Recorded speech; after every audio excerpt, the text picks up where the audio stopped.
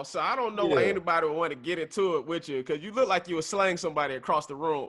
Man, listen, even in workshops, I push people really, really hard in those workshops. And, I don't try to tear an ego down, but I go, I'll let people know, like, I don't really care about your following when you come into here. Like, Right.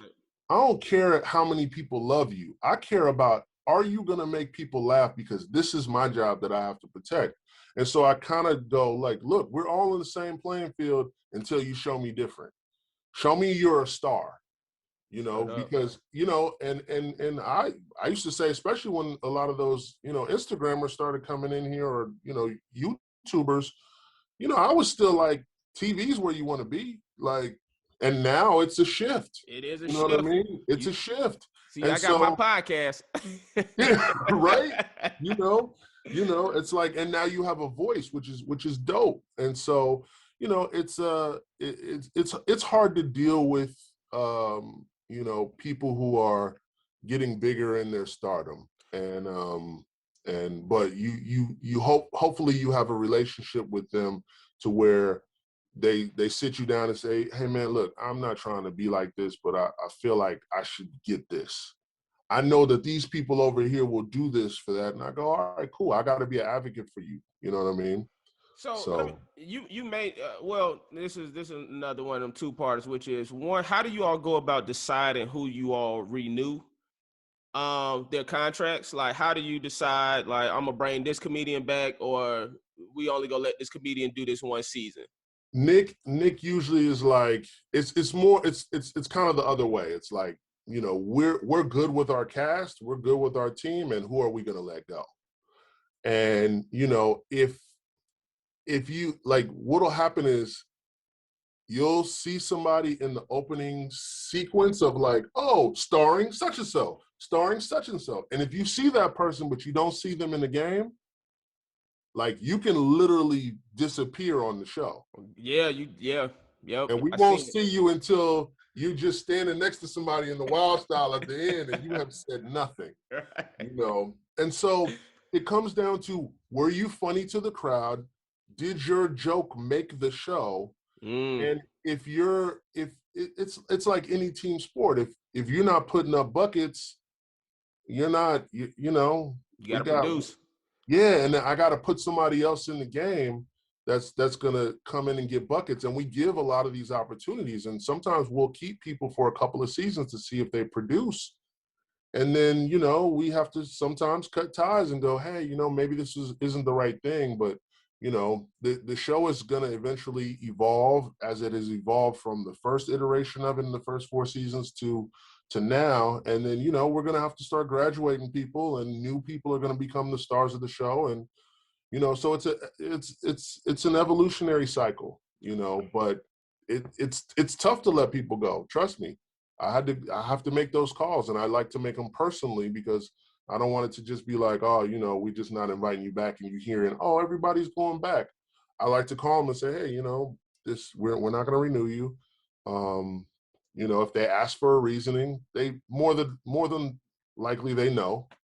I wasn't putting them numbers. You wasn't funny, nigga. That's why we laid your ass go. What it is sometimes. And, get back on Instagram and TikTok and get your shit together. Yeah, or they get too cocky. You know what I mean? They get too cocky, and then you go, and Nick is probably one of the most humble dudes ever. So if he says you getting cocky, he starts going, yo, your man over there is getting a little beside himself, and I go, oh, okay, well, let me put him on this one. So, and write him down in the book.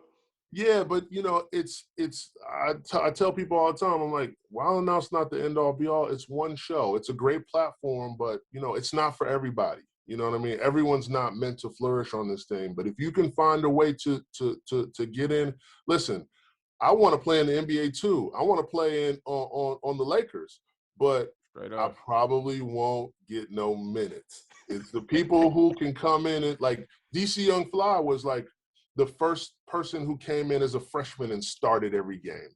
Right. Like just a phenom. Just he's our LeBron James. Yo, when I tell people about, man, so y'all been filming in Atlanta the past few seasons. Mm. And when I went there to just be like, when I be a guest on the show, DC came out last. It's almost like, I don't know if he showed up late on purpose or if this is something that y'all do. I don't know if it's planned. Nope. He was just late. He was just late. When I tell you, when they said this dude name, you would have thought goddamn Eddie Murphy had made his return. Yes. To stay. I had net, bruh. I only see energy like that for comedians, for Kevin Hart, you know, when they're not expecting him, or Dave Chappelle or Chris Rock. Yeah. It blew my mind. I was like, this, like, I already knew he was big, but when that's he walks in the building, it's crazy. It's like the whole room changes, and you just be like, yo. I remember when I could walk down the street and didn't nobody know him, but people are like, oh my God, it's DC. It's beyond, like, the energy just changes in the room when as soon as he walks out, right? You'd be like, who just came in here? Yeah. You know?